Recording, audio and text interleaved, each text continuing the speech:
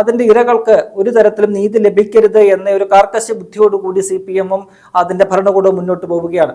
ഏറ്റവും ഒടുവിൽ ഇന്ന് പുറത്തു വന്ന വാർത്ത എന്ന് പറയുന്നത്, ഈ പ്രതികൾ ഇതിനകത്ത് മാത്രമല്ല പ്രതികൾ കേട്ടോ. നേരത്തെ മാഹി ഇരട്ടക്കൊല കേസിലെ ഇവരെ എല്ലാം തന്നെ ഈ പ്രതികളായിരുന്നു. കൃമാണി മനോജ് ഉൾപ്പെടെയുള്ള, കൊടിസുനി ഉൾപ്പെടെയുള്ളവര് പ്രതികളായിരുന്നു. നമുക്കറിയാമല്ലോ, അതുമായി ബന്ധപ്പെട്ടുള്ള വിചാരണയ്ക്കായിട്ട് കൊണ്ടുപോകുന്ന വഴിയിലാണ് ഈ പറയുന്ന കൊടിസുനി അവിടെ വെളിയിൽ വെച്ച് പരസ്യമായിട്ട് മദ്യപിക്കാനായിട്ടുള്ള സഹായ സൗകര്യങ്ങൾ പോലീസ് ചെയ്തു കൊടുക്കുന്നത്. പോലീസ് വാഹനത്തിന്റെ ഫ്രണ്ടിൽ ഇങ്ങനെ വെച്ചാണ് മദ്യമൊക്കെ ഒഴിച്ച് കഴിക്കുന്നത്. പോലീസുകാരാണ് അതിന് കൂടെ നിൽക്കുന്നത്.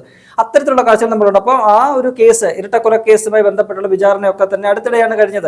ആ കേസിൽ ഇവരെ അടുത്തിടയ്ക്ക് കോടതി വെറുതെ വിട്ടു. അതിന് പിന്നാലെയാണ് ഇപ്പോൾ ഇത്തരത്തിൽ എന്താ പറയുക, ജയിൽ മേധാവി ADGP ബൽറാം കുമാർ ഉപാധ്യായ ഇവരൊക്കെ തന്നെ ഈ പ്രതികൾ താമസിക്കുന്ന ജയിലുകളിലെ സൂപ്രണ്ടുമാർക്ക് കത്തയച്ചിരിക്കുന്നത്. അതെങ്ങനെയാണ് ആ കത്തിനകത്ത് പറയുന്നത്? സർക്കാർ നിർദ്ദേശപ്രകാരമാണ് ഇത് ചോദിക്കുന്നത് എന്നാണ്. അതായത് ഇവരെ വിടുതൽ ചെയ്താൽ, ഇവർക്ക് അവധി ആനുകൂല്യങ്ങളെല്ലാം നൽകി ഇവരെ വിടുതൽ ചെയ്താൽ എന്തെങ്കിലുമൊക്കെ സുരക്ഷാ പ്രശ്നങ്ങൾ ഉണ്ടോ എന്ന ചോദ്യം ചോദിക്കുകയാണ്. അത് സർക്കാരിന്റെ നിർദ്ദേശപ്രകാരം. എന്തിനാണ് സർക്കാർ അങ്ങനെ നിർദ്ദേശം കൊടുക്കുന്നത്?